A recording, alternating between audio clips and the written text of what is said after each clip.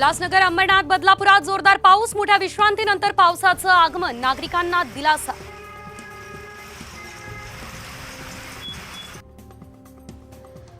भापरळ पंढरपूर मार्गावर झाड कोसळलं, मुसळधार पावसामुळे वडाचं झाड रस्त्यावर कोसळलं, वाहतूक पूर्णतः ठप्प।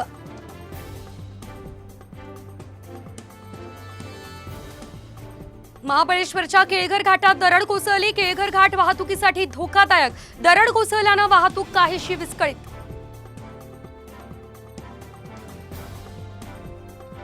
चंद्रपूर जिल्ह्यात पावसाची दडी, शेतकऱ्यांवर दुबार पेरणीचं ओढावलं संकट।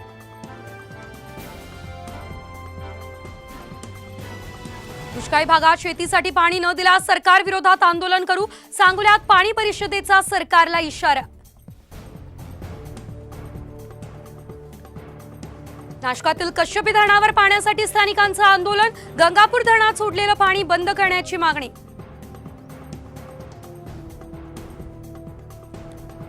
नंदुरबारच्या ग्रामदेवतेला 24 तोळे सोन्याचा मुकुट अर्पण, जगद्गुरू शंकराचार्यांच्या उपस्थितीत पार पडला सोहळा। नाशिक जिल्ह्यात स्वाईन फ्लूने घातलं थैमान, तर जिल्ह्यात 10 बळी, आणखी 6 नवीन रुग्ण आढळल्यानं आरोग्य यंत्रणा सतर्क। येरवडा कारागृहात कैद्याला मारहाण, विरोधी गटाला माहिती दिल्याच्या संशयावरून मारहाण, 3 कैद्यांवर गुन्हा दाखल। चेंबूरच्या महाविद्यालयात हिजाब बंदी कायम, NG आचार्य आणि DK मराठे महाविद्यालयाच्या 9 विद्यार्थिनींची याचिका मुंबई उच्च न्यायालयानं फेटाळली।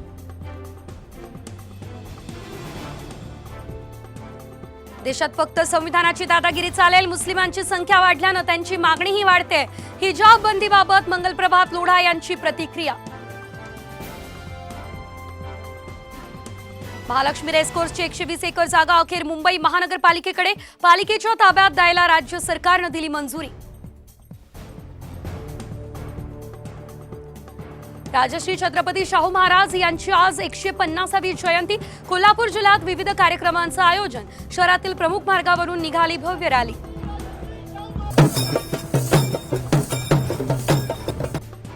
नीट पेपर फुटी प्रकरणी लातूर पोलिसांच्या अटकेत असलेल्या जलील पठाण यांच्यावर शिक्षण विभागाची कारवाई, शिक्षण विभागाकडून थेट निलंबन।